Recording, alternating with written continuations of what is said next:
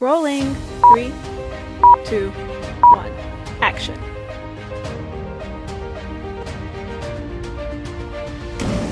Welcome to the Hóčhoka podcast.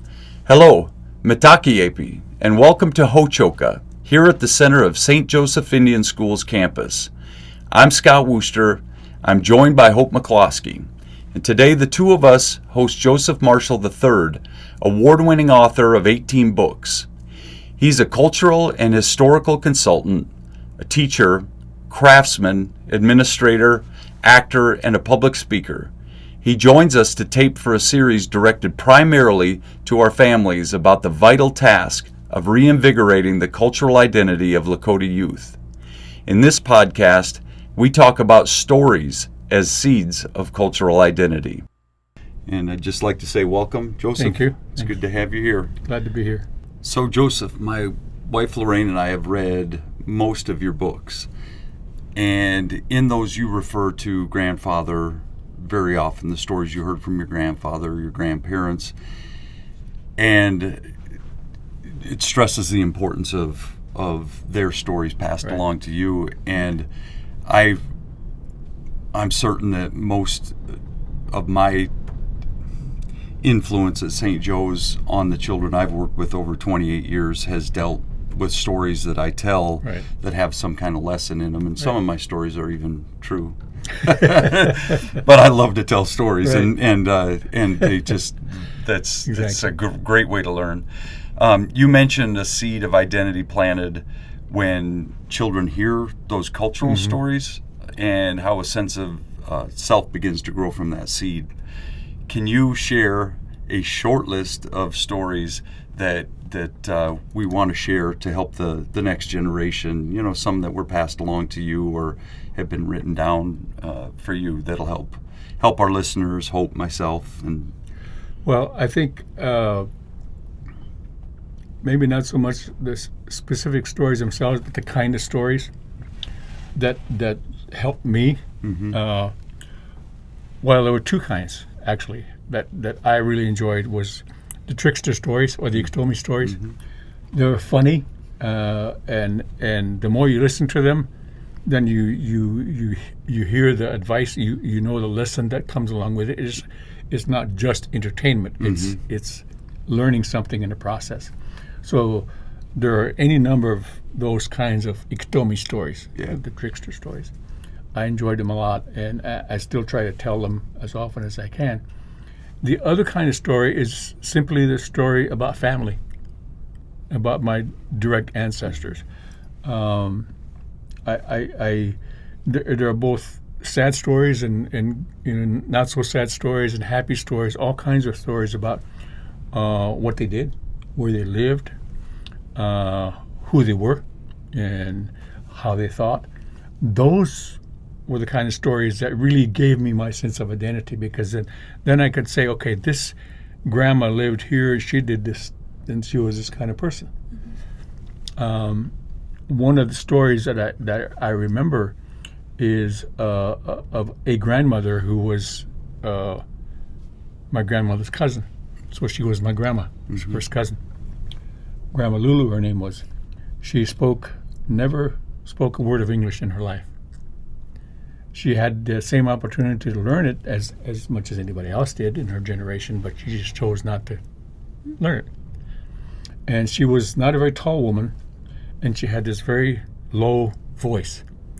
And she had several children in her lifetime.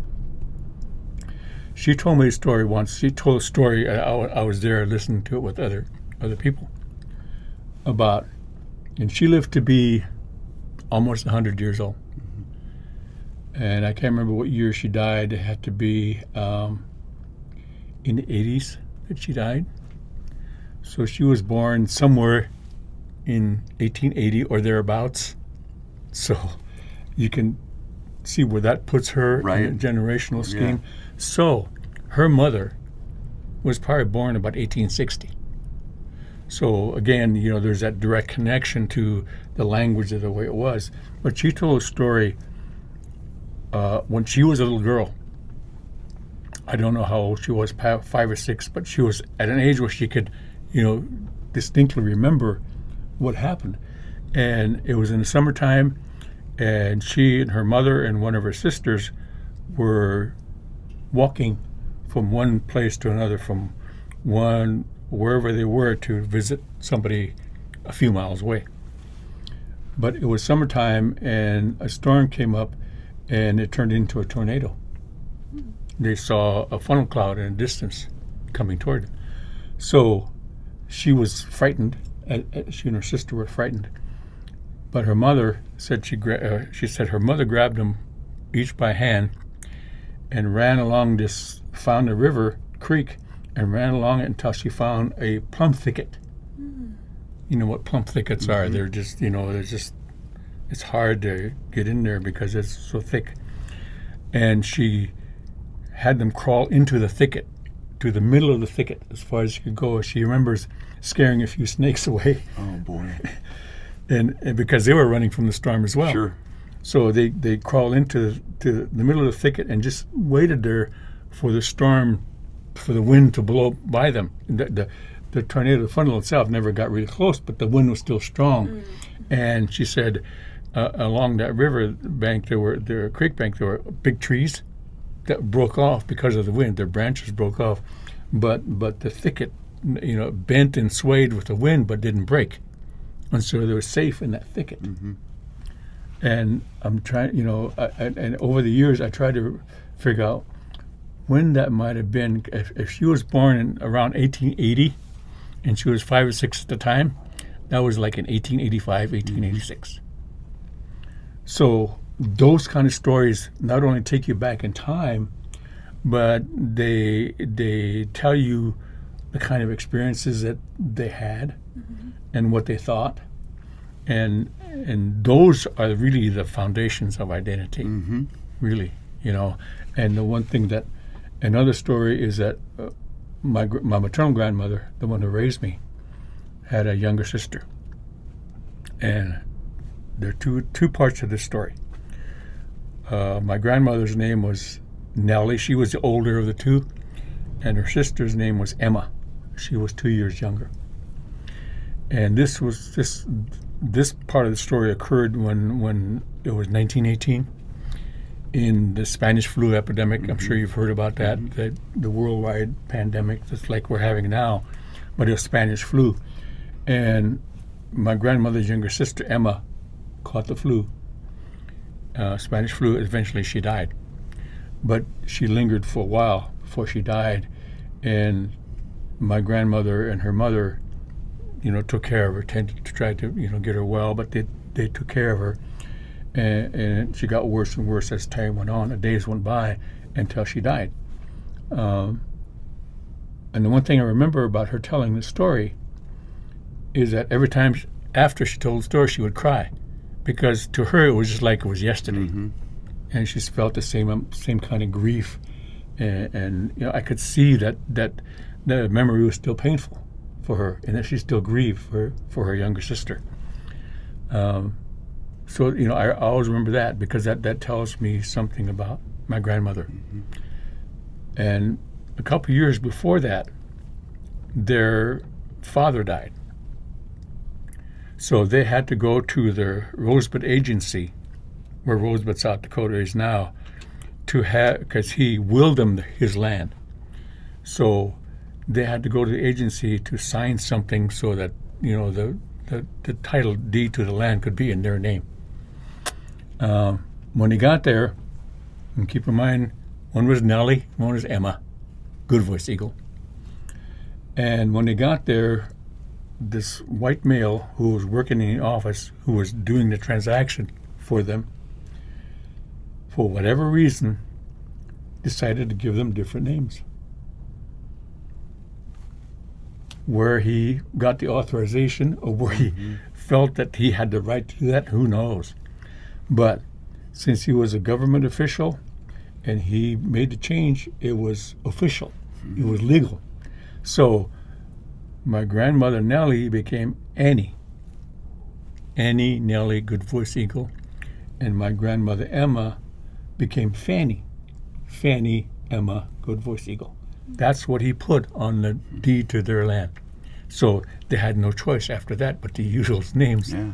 So I could tell that, I could feel my grandmother's frustration when she would tell that story. Oh, why would this white guy do this to us? Well, we didn't like those names. But for the rest of her life, she had to use the word, name Annie, Right. even though her name was Nellie. So when you hear stories like that, it makes them real. Mm-hmm. It brings home to you, at least to me it did, about how they function in one given moment in their lives. And that says something about their character and the kind of people they were. So those are the kind of stories you need to look for. Those are the kind of stories that empower or will give you your sense of identity and empower who you are as an individual. So the more of those kind of stories you can find and come across, that's what we need. Right. And are those stories written down? Have you written those down? I have written those stories down. And I love that because we talked several times about distractions in the world, the way it works now. We're not sitting around campfires with our grandchildren or our kids very often. It just doesn't happen that way. Right. And if you have books, if you journals, whatever it looks like, in your case, published books, and I have my two uncles and my father have all made a living in writing stories in the state, and my aunt now has a couple of books that she's published as well. Right. Yes. And they almost all are focused on family stories that get passed down. Sure. And a lot of times you can't sit down and share those stories anymore. Right. But when the time is right, and your grandchild, and you said you have 16, right? Yes. When they find that book at the right time in their life and they're able to read those stories, it's such a powerful thing. It is. It can be. Yeah. Joseph, once again, thank you for joining us here. My pleasure. At Hóčhoka, at the center of St. Joseph's Indian School campus, where we talk about issues that are central to Native America today. Until next time, stay centered.